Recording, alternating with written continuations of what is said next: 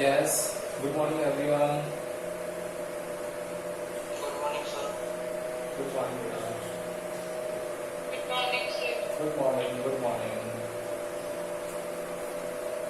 देखो,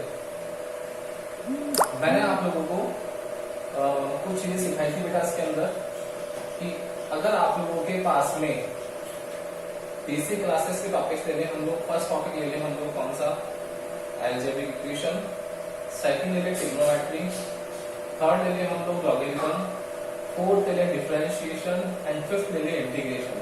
इसमें से मेन आपके डिफरेंशिएशन एंड इंटीग्रेशन है। अगर आप लोगों को डिफरेंशिएशन और इंटीग्रेशन ढंग से आते हैं तब तो आप लोगों के लिए आगे का जो रास्ता है बहुत इजी है।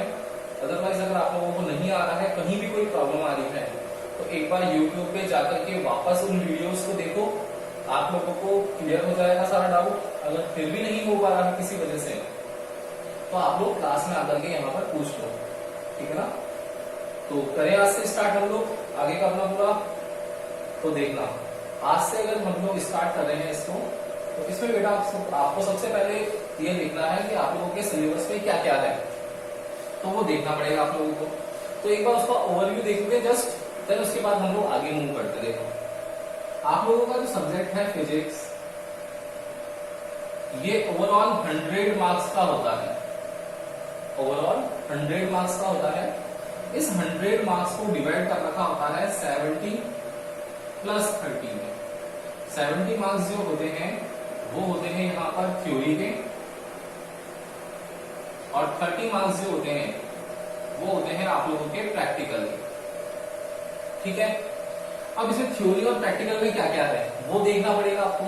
तो थ्योरी में आप लोगों के यहाँ पर फर्स्ट चैप्टर टू 15 चैप्टर है, मतलब टोटल आप लोगों के 15 चैप्टर्स हैं यहाँ पर। उनका वेटेज डिसाइड कर रखा है और वो है थ्योरी आप लोगों की। इस थ्योरी में आप लोगों के क्या क्या इंक्लूड रहेंगे, आप लोगों के पहले रहेंगे इसके अंदर डेरिवेशन प्लस न्यूमेरिकल पार्ट।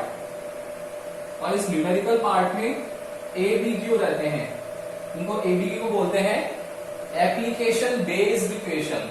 ये एप्लीकेशन बेस्ड इक्वेशन जो होते हैं ये आप लोगों के टफ पड़ते हैं और इसके अंदर आप लोगों को थोड़ा सा प्रॉब्लम आता है, इस वजह से न्यूमेरिकल्स पार्ट जो है टफ हो जाता है। लेकिन अगर आपका डेरिवेशन पार्ट जो है थ्योरी का वो क्लियर है, तब आप लोगों को यहाँ कोई दिक्कत नहीं आएगी। तो बच्चे बोलते हैं कि न्यूमेरिकल नहीं आते, उनको न्यूमेरिकल नहीं आते, उनको थ्योरी भी नहीं आती है। तो थ्योरी नहीं आती, इस वजह से न्यूमेरिकल्स प्रॉब्लम होती है। जिन बच्चों को न्यूमेरिकल में प्रॉब्लम नहीं है, इट मींस आपका थ्योरी पार्ट क्लियर है। तो फर्स्ट फोकस करना पड़ेगा आप लोगों को थ्योरी पर। जो डेरिवेशंस है ये अराउंड आप लोगों के एग्जाम में 45 to 50 मार्क्स का वेरिएशन रखते हैं, और जो न्यूमेरिकल पार्ट है ये आपका 20 to 25 मार्क्स का वेरिएशन रखता है। तो देख लो 50 मार्क्स के derivations and theory and 20 marks का numerical part ABQ, application based equation type, तो होगा टोटल ओवरऑल 70, ठीक है। तो थ्योरी ध्यान रखनी है, आप लोगों को ज्यादा फोकस करना है पहले किस पर, आप लोगों के न्यूमेरिकल पार्ट उस पे डेरिवेशंस पर। देन आप लोगों को डेरिवेशंस के बाद में फिर उसके जो एप्लीकेशन बेस्ड इक्वेशंस है, न्यूमेरिकल्स है, फॉर्मूला बेस्ड है, उन पर हम लोग फोकस करेंगे। क्लियर है चीज, इसको ध्यान रखना कि टोटल थ्योरी 70 मार्क्स में से derivations 45 to 50 and numerical 20 to 25 marks के वेरिएशन करते हैं, ठीक है। अब देखो, अब इसके अंदर क्या है, ये तो हो गया थ्योरी की बात। अब है हमारी इसमें नेक्स्ट प्रैक्टिकल की बात। तो प्रैक्टिकल्स कैसे होते हैं, तो प्रैक्टिकल्स देखने पड़ेंगे आप लोगों को। तो प्रैक्टिकल्स देखना, प्रैक्टिकल्स दो तरीके के हैं यहाँ पर। आप लोगों के प्रैक्टिकल जो होगा वो ओवरऑल 30 मार्क्स का होगा, जिसमें दो प्रैक्टिकल्स आएंगे, एक आएगा सेक्शन ए से, एक आएगा सेक्शन बी से। तो आप लोगों को परफॉर्म करना पड़ेगा, you have to perform one practical from the each section. यहां से भी आपको एक प्रैक्टिकल परफॉर्म करना है, यहां से भी एक प्रैक्टिकल परफॉर्म करना है। और ये जो प्रैक्टिकल होता है, ये एक प्रैक्टिकल होता है 8 मार्क्स का, दूसरा प्रैक्टिकल होगा 8 मार्क्स का। मतलब ओवरऑल आप लोगों के पास में कितने मार्क्स हो गए प्रैक्टिकल परफॉर्म करने के, 16 मार्क्स। तो ये प्रैक्टिकल्स का हो गया, ये प्रैक्टिकल में 16 मार्क्स पहला। दूसरा इसमें होता है प्रैक्टिकल के बाद में, दूसरा इसके अंदर जो कर रखा है उसमें आप लोगों के रिकॉर्ड है, जो प्रैक्टिकल रिकॉर्ड बनेगा आप लोगों का फिर थर्ड नंबर पे आती है आप लोगों की डेमोन्स्ट्रेशन फाइल होती है। आप लोगों को बताया जाएगा कि भाई आप लोगों ने 11th और 12th के अंदर क्या क्या प्रैक्टिकल किए, तो आप लोगों के उस पर बेस्ड एक कुछ इन्वेस्टिगेटिव प्रोजेक्ट टाइप बनता है जिसको हम लोग डिमॉन्स्ट्रेशन फाइल बोलते हैं, इसको इन्वेस्टिगेटिव प्रोजेक्ट भी बोलते हैं, ठीक है ना। तो ये रिकॉर्ड जो होता है आप लोगों का, ये रिकॉर्ड होता है 6 मार्क्स का एंड डेमोन्स्ट्रेशन फाइल होती है 3 मार्क्स की। फिर लास्ट जो होता है फोर्थ, वो होता है इसके अंदर फोर्थ वाइवा, और ये जो वाइवा है आप लोगों का ये होता है 5 मार्क्स का, ठीक है।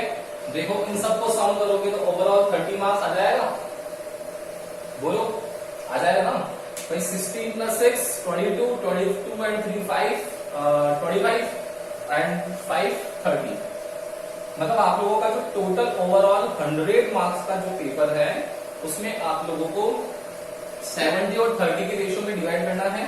70 जो है उसमें थ्योरी है, थ्योरी में क्या क्या है, थ्योरी में 45 to 50 मार्क्स की डेरिवेशंस प्लस न्यूमेरिकल्स, न्यूमेरिकल्स कितने हैं 20 to 25 मार्क्स के, इस अकॉर्डिंग ओवरऑल वेटेज 70 मार्क्स का चला गया। प्रैक्टिकल्स होंगे, प्रैक्टिकल्स में आप लोगों के 2 सेक्शन होंगे, तो दोनों सेक्शंस में अलग अलग प्रैक्टिकल होते हैं। इस सेक्शन ए में भी 10 प्रैक्टिकल्स हैं, इस सेक्शन बी में भी 10 प्रैक्टिकल्स हैं। आप लोगों को 10 प्रैक्टिकल में से एक प्रैक्टिकल परफॉर्म करना है, सेम सेक्शन बी के 10 प्रैक्टिकल में से एक प्रैक्टिकल परफॉर्म करना है।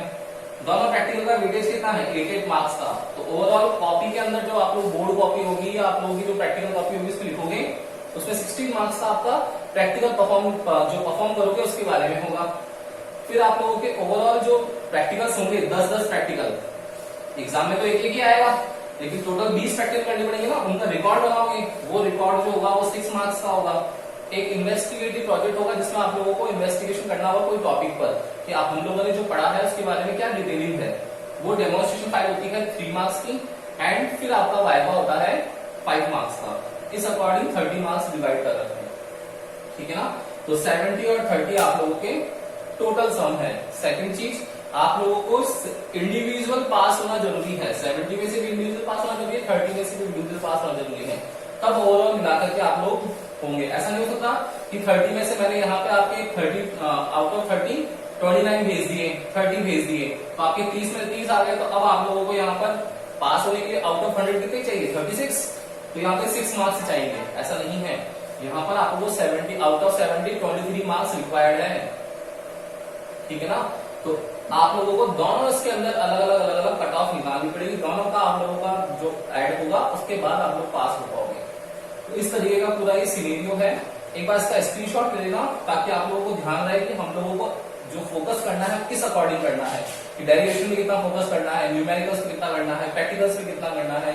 तो इस अकॉर्डिंग ये पूरा आप लोगों का सीबीएसई ने स्ट्रक्चर डिसाइड कर रखा है 100 मार्क्स का, ये ब्लूप्रिंट है। एक बार देख लो, इसके आगे हम लोग अब चैप्टर से स्टार्ट करते हैं। हमारे जो चैप्टर 1 to 15 है उसमें फर्स्ट चैप्टर पढ़ेंगे आज हम लोग, फिजिकल वर्ल्ड। ले लो एक बार स्क्रीनशॉट, फिर आगे चलते हैं बेटा इसका। यस,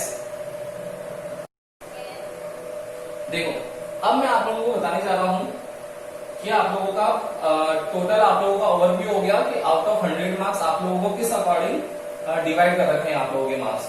अब हम लोग आज का फर्स्ट चैप्टर स्टार्ट कर रहे हैं हमारा फिजिकल वर्ल्ड।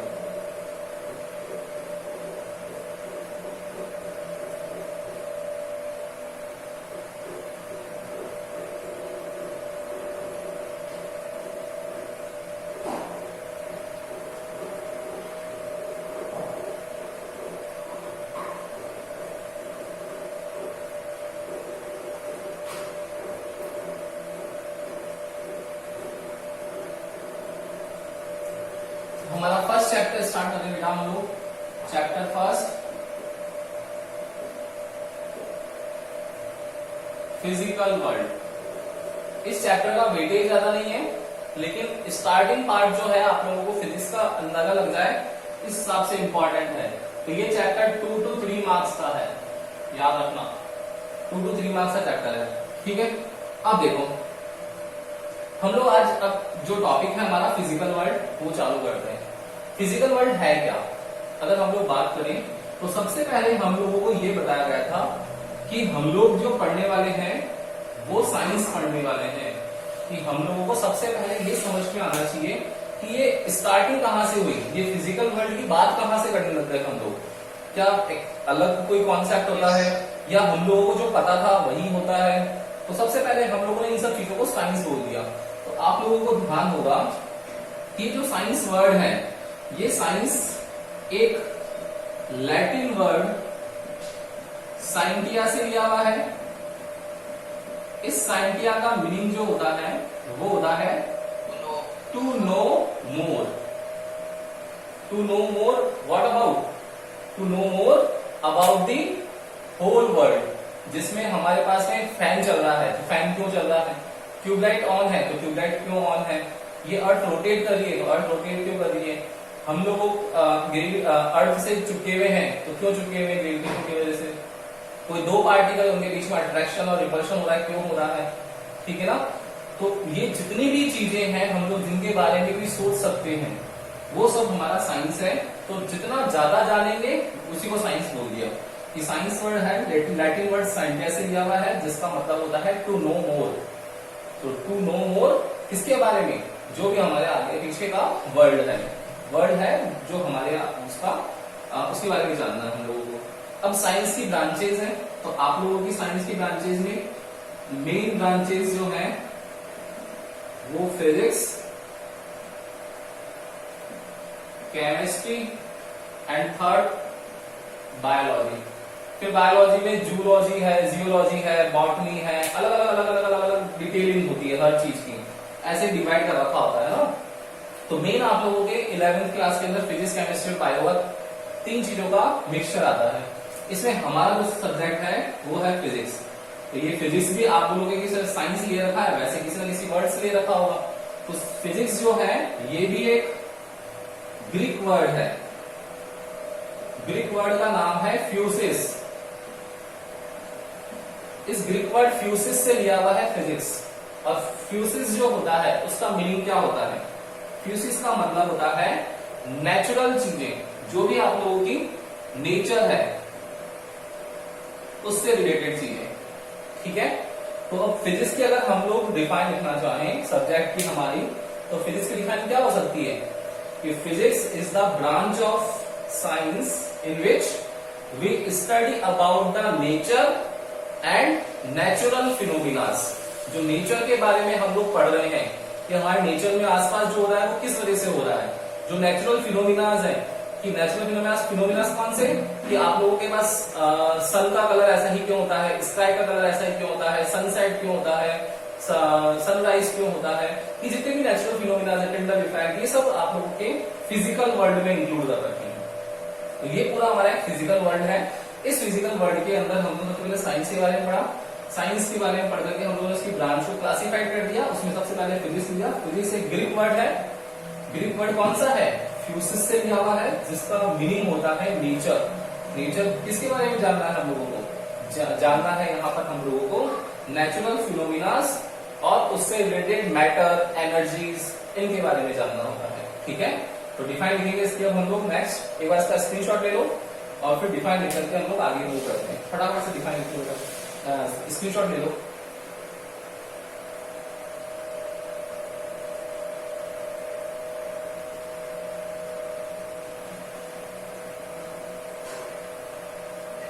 यस, ले लिया?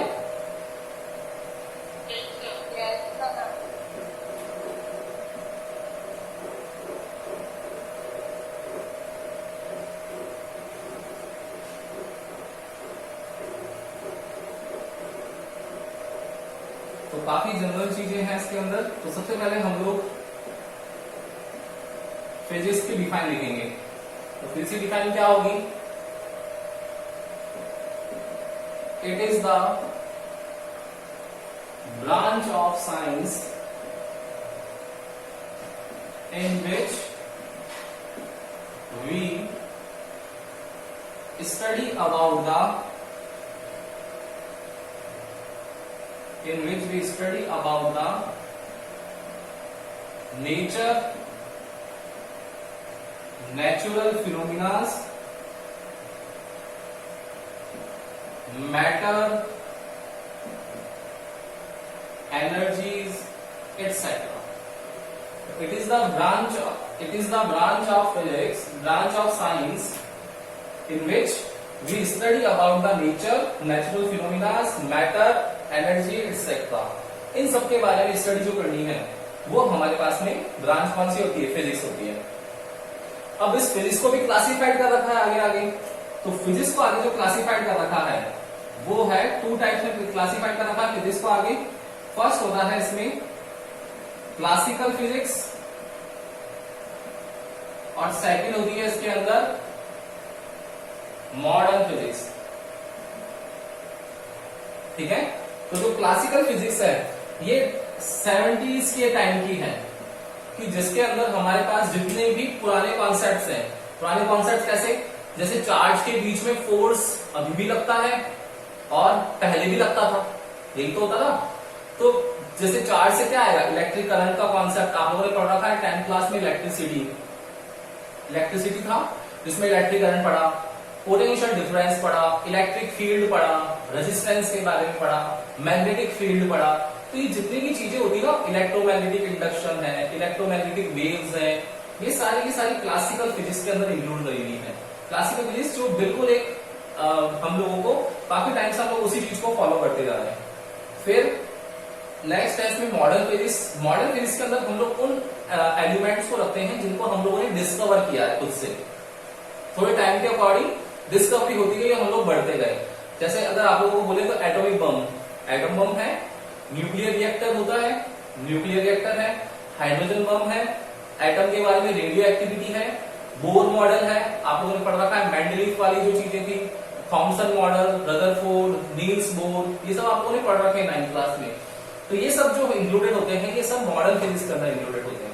ठीक है ना, तो जो चीजें हम लोगों ने बाद में इन्वेंट की है उन सबको मॉडर्न फिजिक्स में रख दिया। बिल्कुल नई फिजिक्स है जो इससे बिल्कुल डिफरेंट है। और क्लासिकल फिजिक्स के अंदर इलेक्ट्रिक फील्ड, मैग्नेटिक फील्ड, जो पुराने कॉन्सेप्ट है जो एज इट इज हम लोगों ने चले आ रहे हैं काफी टाइम से, उन सबको इसमें रखा था। ठीक है ना, तो फिजिक्स के बारे में हम लोगों ने अब ये ध्यान पड़ गया हम लोगों को कि साइंस की एक ब्रांच होती है फिजिक्स, उस ब्रांच के अंदर भी दो ब्रांच को डिवाइड कर दिया, एक हो गया क्लासिकल फिजिक्स, एक हो गया मॉडर्न फिजिक्स। और उसके बारे में अब हम लोगों को डिटेलिंग पढ़नी है। तो क्लासिकल फिजिक्स जो है हमारा 11th में most of the part classical physics का आने वाला है, जिसमें थर्मोडायनेमिक्स है, वेव्स वाला पार्ट है, ये सब जो चीजें होती है, हीट है, टेम्परेचर है, ये सब यहीं से आने वाला है। ठीक है ना, तो एक बार इसका भी स्क्रीनशॉट ले लो एंड देन फिर अब हम लोग आगे इसमें प्रोसेस करते हैं इसका आगे का।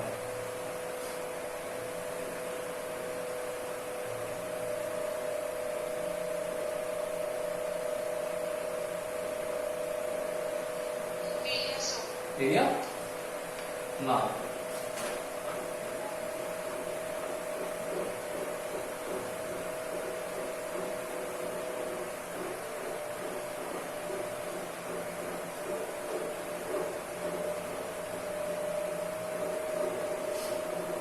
अब आप लोगों के पास इस चैप्टर के अंदर क्या है, देखो इस चैप्टर में आप लोगों के काफी बड़ी चीजें नहीं है, काफी छोटी छोटी चीजें हैं, लेकिन इंपॉर्टेंट है, बेसिक्स है ना।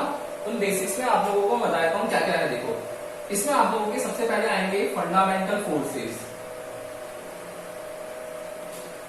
फंडामेंटल फोर्सेस ये 4 टाइप्स के होंगे। सेम ऐसे ही आप लोगों के पास में 4 फंडामेंटल कंजर्वेशन लॉज आएंगे। फंडामेंटल कंजर्वेशन लॉज आएंगे, ये भी 4 होंगे आप लोगों के पास में। अब ये फंडामेंटल का मतलब क्या है, 2 चीजें होती है, एक होती है फंडामेंटल और एक होती है डिराइव्ड। क्या फर्क होता है, फंडामेंटल वो चीजें होती है जो हम लोगों ने एज इट इज ऑप्ट कर ली है, एज इट इज हम लोगों को नेचर से मिली है। ठीक है ना, तो जो भी हम लोगों को नेचर से मिला रहा है वो सारा का सारा जो होगा मेरा किस में होगा, फंडामेंटल में होगा।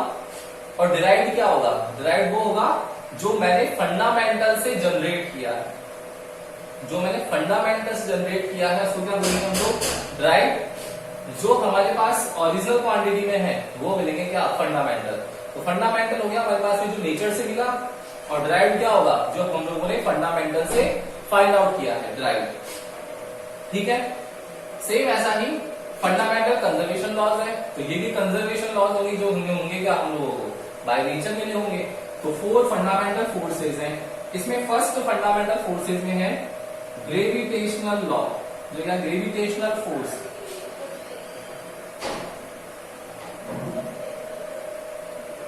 ग्रेविटेशनल लॉ या ग्रेविटेशनल, इसको हम लोग फोर्स भी बोल सकते हैं, ग्रेविटेशनल फोर्स। सेकंड जो आता है इसके अंदर वो आता है इलेक्ट्रोमैग्नेटिक फोर्स। इलेक्ट्रोमैग्नेटिक फोर्स, इस इलेक्ट्रोमैग्नेटिक फोर्स के अंदर कूलॉम्स लॉ आएगा हमारा। ये आप लोगों ने नाम पहले भी पढ़ा था, कूलॉम। फिर थर्ड आता है इसके अंदर स्ट्रॉन्ग न्यूक्लियर फोर्स। ये स्ट्रॉन्ग न्यूक्लियर फोर्स को बोलते हैं SNF शॉर्ट फॉर्म में। And fourth one is weak nuclear force. इस वीक न्यूक्लियर फोर्स को बोलते हैं WNF। देखो, ग्रेविटेशनल फोर्स या किसी लैब में इन्वेंट हो रखा है क्या, बताओ मुझे भाई। ग्रेविटेशनल फोर्स या किसी लैब से आया हुआ है क्या? नहीं है ना, फंडामेंटल है जो हम लोगों को अर्थ ने प्रोवाइड करवाया है, तो नेचर से मिला हुआ है। तो नेचर से मिला हुआ है मतलब क्या है, फंडामेंटल है ग्रेविटेशनल फोर्स। सेम ऐसा इलेक्ट्रोमैग्नेटिक फोर्स। इलेक्ट्रोमैग्नेटिक फोर्स किसी नीचे लगता है चार्ज पार्टिकल के बीच में, एक पॉजिटिव चार्ज एक नेगेटिव चार्ज, या दो पॉजिटिव या दो नेगेटिव, उनके नीचे लगता है। तो चार्ज भी हम लोगों ने इन्वेंट नहीं किया है, तो चार्ज भी क्या होगा, एक फंडामेंटल फोर्स होगा। थर्ड होता है स्ट्रॉन्ग न्यूक्लियर और वीक न्यूक्लियर। नाम से क्लियर है, न्यूक्लियर फोर्स है। न्यूक्लियर मतलब न्यूक्लियस से रिलेटेड होंगे, मतलब एटम से रिलेटेड होंगे। तो जो एटम्स हैं वो हम लोगों को बाय नेचर मिलते हैं। आप लोगों ने 9th क्लास में पढ़ रखा है, ओर्स की फॉर्म में होते हैं। फिर हम लोग उनको प्योरीफाइड करते हैं, तो वो भी हम लोगों को नेचर से मिलते हैं। तो उनके बारे में जो फोर्स लगता है स्ट्रॉन्ग न्यूक्लियर, वीक न्यूक्लियर, तो सारे के सारे जो 4 फोर्सेज हैं वो कौन से फोर्सेज है, फंडामेंटल फोर्सेज है। हम लोगों ने इनको ड्राइव नहीं किया है। अब ड्राइव कौन से होते हैं, आप लोग बोलोगे सर ड्राइव बताओ कौन से होते होंगे। आप लोगों ने फ्रिक्शन फोर्स का नाम सुन रखा है, फ्रिक्शन, कि हम लोग जब सरफेस पे चलते हैं तो ऑपोजिट डायरेक्शन में एक फोर्स लगता है जो हमारी जो चाल है उसको मेंटेन करता है। हम लोग जिस स्पीड से चल रहे हैं उसको मेंटेन करता है। अगर स्मूथ सरफेस होती है तो हम लोग भिड़ जाते हैं, जैसे मॉल्स में होता है। आप लोग देखा होगा कि मॉल्स के अंदर स्मूथ सरफेस होता है, हमारा पाम जो होता है फिसलता है, स्किड होता है बार बार, लेकिन रफ सरफेस होती है उस पर नहीं होता है। तो वहां पे क्या है, फ्रिक्शन फोर्स है। तो वो फ्रिक्शन फोर्स हम लोगों को नेचर से नहीं मिला है, हम लोगों ने मोशन फोर्स के अगेंस्ट एक फ्रिक्शन फोर्स को ले लिया है। ठीक है ना, तो ये नेचर से मिलने वाले फोर्स है, इसलिए वजह से इनको फंडामेंटल फोर्सेस बोलते हैं। सेम ऐसे ही फंडामेंटल कंजर्वेशन लॉज भी होते हैं। तो फंडामेंटल कंजर्वेशन लॉज में जो पहला आ रहा है वो होता है आप लोगों का CLE, या आप लोग इससे सब वाकिफ हो, इसको बोलते हैं कंजर्वेशन लॉ ऑफ एनर्जी। पढ़ा था आप लोगों ने कंजर्वेशन लॉ ऑफ एनर्जी। आप लोग ये स्टेटमेंट बोला करते थे कि energy can not be created nor be destroyed, it can be change from one form to another form. वही तो था कंजर्वेशन लॉ ऑफ एनर्जी, तो पहले से पढ़ा हुआ है। क्या है, फंडामेंटल है। सेकंड इसमें आता है CLC। CLC क्या है, वही conservation law of charge, conservation law of charge. Third आता है इसके अंदर CLM। ये क्या होता है, कंजर्वेशन लॉ ऑफ मोमेंटम। देखेंगे हम लोग कि मोमेंटम क्या होता है जब टॉपिक आएगा हमारा। और फिर लास्ट वन होता है CLAM, इसको बोलते हैं conservation law of angular momentum. Conservation law of angular momentum. इस अकॉर्डिंग आप लोगों का ये पूरा चैप्टर मैंने समराइज कर दिया। 4 फंडामेंटल फोर्सेस के बारे में पढ़ना है, 4 कंजर्वेशन लॉज के बारे में पढ़ना है। फंडामेंटल फोर्सेस कौन कौन से हैं, gravitational, electromagnetic, strong nuclear, weak nuclear. Clear. Same 4 conservation laws कौन से हैं, conservation law of energy, conservation law of charge, conservation law of momentum and conservation law of angular momentum. ठीक है ना, तो इजी है काफी। अब हम लोगों को इसमें थ्योरी चैप्टर है, इसके बाद हम लोग इसका डिटेलिंग पार्ट करेंगे आगे। तो 1 बाय 1 करते हैं, एक बार स्क्रीनशॉट ले लो। सबसे पहले आज हमारा टॉपिक होगा ग्रेविटेशनल फोर्स के बारे में, जो आप लोग सब जानते हो पहले से। ले लो एक बार स्क्रीनशॉट इसका फटाफट।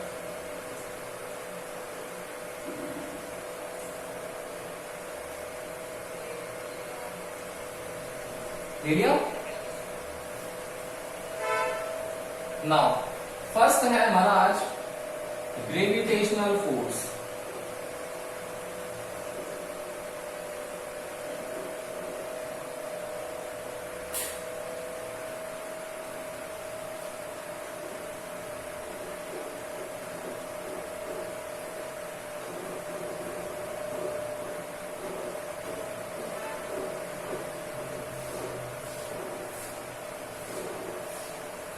नेक्स्ट है ग्रेविटेशनल लॉ। अब देखो ग्रेविटेशनल लॉ क्या होता है, देखना बेटा। अगर आप लोगों के पास में टू ऑब्जेक्ट्स हैं, फर्स्ट ऑब्जेक्ट, सेकंड ऑब्जेक्ट, इस ऑब्जेक्ट का मास गिवन है आप लोगों को m1, इस ऑब्जेक्ट का मास गिवन है m2, इन दोनों के बीच में जो डिस्टेंस है वो है r। तो मैंने बता रखा है आप लोगों को डिस्टेंस जो होती है वो ऑलवेज लेनी चाहिए आप लोगों को कैसी, डिस्टेंस हमेशा लेनी चाहिए सेंटर टू सेंटर। अगर मैं सेंटर टू सेंटर नहीं लूंगा, देखो क्या होगा, कोई एक स्टूडेंट मेरी डिस्टेंस कैलकुलेट करेगा इस एंड से, यहां से इसके इस एंड तक, कोई स्टूडेंट करेगा इस एंड से इसके इसी एंड तक, कोई करेगा इस एंड से इसके लास्ट वाले एंड तक। तो बताओ सबकी डिस्टेंस अलग आने वाली है या नहीं है, आने वाली है ना। तो हम लोगों को जब भी डिस्टेंस कैलकुलेट करनी होती है हमेशा याद रखना है सेंटर टू सेंटर करनी है यूनिफॉर्म ऑब्जेक्ट्स की, सेंटर टू सेंटर मेजरमेंट करना होता है हम लोगों को डिस्टेंस का, पहली चीज। दूसरी चीज, अब इस ग्रेविटेशनल फोर्स में क्या होगा कि इन दोनों के बीच में फोर्स लगेगा, और जो फोर्स लगता है वो ऑलवेज अट्रैक्टिव नेचर का होता है, अट्रैक्टिव नेचर का होता है, मतलब ऑलवेज अट्रैक्ट करेगा। और अट्रैक्ट करेगा इट मीन्स क्या होगा कि कोई ना कोई एक ऑब्जेक्ट दूसरे की तरफ खींचा हुआ आएगा, तो कौन आएगा देखना पड़ेगा। तो जिस भी ऑब्जेक्ट का मास कम होगा, लाइटर मास ऑब्जेक्ट जो है लेसर मास का, वो हैवी मास वाले ऑब्जेक्ट की ओर शिफ्ट होगा। यहां पर आप लोगों को डायग्राम में क्लियर होगा कि ये मेरा जो स्फीयर है इसका मास m1 बड़ा है, ज्यादा है, और ये जो है वो कम है। तो ग्रेटर मास का ऑब्जेक्ट लेसर मास के ऑब्जेक्ट को अपनी ओर अट्रैक्ट करेगा। तो यहां पर ये अट्रैक्ट कर रहा है, ये रहा है। तो इसके बीच में फोर्स कौन सा लग रहा है, मैंने ग्रेविटेशनल फोर्स F डिनोट कर दिया, ग्रेविटेशनल के लिए है इसलिए मैंने यहां G लिख दिया, सबस्क्रिप्ट इसकी। तो ये होता है ग्रेविटेशनल लॉ में कि ग्रेविटेशनल लॉ जो होता है Fg, तो the force in between two different objects will be directly proportional to the multiple of masses and inversely proportional to the square of distance in between them. Equation first and equation second आ गया, हम लोग दोनों equation को मिलाकर लिखेंगे। तो therefore from equation first and equation second Fg will directly proportional to m1 m2 over 1 over r square। जब हम लोग प्रपोर्शनल का साइन हटाते हैं तो एक कांस्टेंट आता है, तो Fg equals to G m1 m2 over r square, where G is the gravitational constant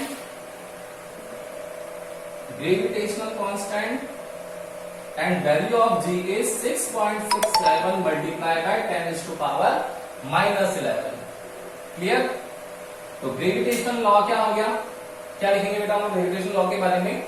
gravitational law है क्या, gravitational law is the according to this law when two objects are present at a certain distance, then the force in between them will be directly proportional to multiple of their masses and inversely proportional to the square of distance in between them।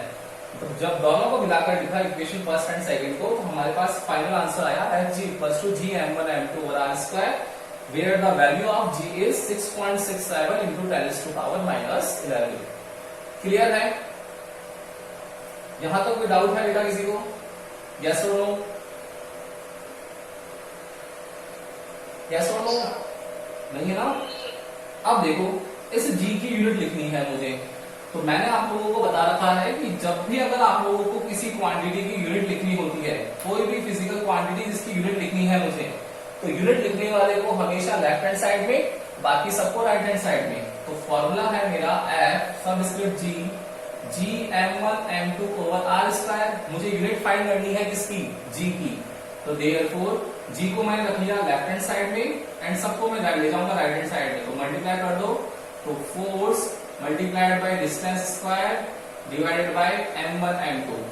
Now value of unit of G is force comes in newton, distance comes in metre square and mass comes in kilogram, तो kilogram square.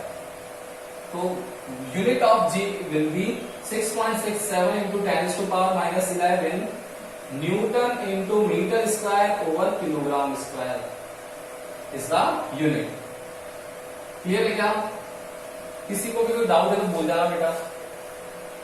क्या कोई doubt नहीं है ना? तो ये gravitational law है और इसके बारे में हम लोगों ने आज पढ़ा है। अब हमारा क्या बच गया, आगे के जो फोर्सेज है वो बच गए। तो अभी हम लोगों ने क्या क्या पढ़ लिया, एक बार रिविजन कर लेते हैं, फिर हम लोग नेक्स्ट क्लास से करेंगे क्योंकि टॉपिक थोड़ा बड़ा रहेगा। तो हम लोगों ने क्या क्या पढ़ा बेटा आज, फिजिकल वर्ल्ड। फिजिकल वर्ल्ड में आप लोगों को सबसे पहले ये समझाया था कि ब्लूप्रिंट क्या होता है आप लोगों का आउट ऑफ 100 मार्क्स का। फिर फिजिकल वर्ल्ड में हम आ गए, सबसे पहले हम लोगों ने साइंस की दिखानी पड़ी, साइंस है क्या। तो साइंस साइंटिया वर्ड है हमारा, साइंटिया उससे लिया हुआ है। इस साइंटिया वर्ड के अंदर इसका मीनिंग जो है वो होता है टू नो मोर। तो हम लोगों को जितना ज्यादा जानना है वही साइंस है। फिर इसकी ब्रांचेस के बारे में पढ़ा, तो फिजिक्स सबसे पहले पढ़ा, फ्यूसिस वर्ड से लिया हुआ है, इसका मीनिंग है नेचर से रिलेटेड। तो नेचर, नेचुरल फिनोमिना, एनर्जीज, इनके बारे में स्टडीज होती है वो फिजिक्स के अंदर होती है। यही हमारा फिजिकल वर्ल्ड क्रिएट करते हैं। फिर हम लोग इसके 4 फोर्सेज एंड 4 कंजर्वेशन लॉस पर आ गए। तो 4 फोर्सेज में फर्स्ट फोर्स ले लिया हम लोगों ने ग्रेविटेशनल फोर्स, उसके बारे में पढ़ा। तो स्टेटमेंट पढ़ा, डायरेक्टली मल्टीप्लाइड, इनवर्सली प्रोपोर्शनल, और देन उसके बाद लिखा हम लोगों ने। तो हमारा लास्ट जो आया force F G equals to G m1 m2 over R square. Then इसकी यूनिट निकाली हम लोगों ने, तो न्यूटन यूनिट आ गई newton into metre square over kilogram square. Clear है क्या सबको? बोलो बेटा, किसी को भी कोई दिक्कत भी बोलना नहीं है ना? तो अब क्या बच गया हमारे पास, इसके अंदर आगे स्मॉल जी की वैल्यू कैसे निकालते हैं, एंड देन इलेक्ट्रोस्टैटिक फोर्स और ये सब चीजें। तो कल हम लोग अब इसके ऊपर मूव करेंगे सेकंड चीज पर, सेकंड पार्ट पर इसके।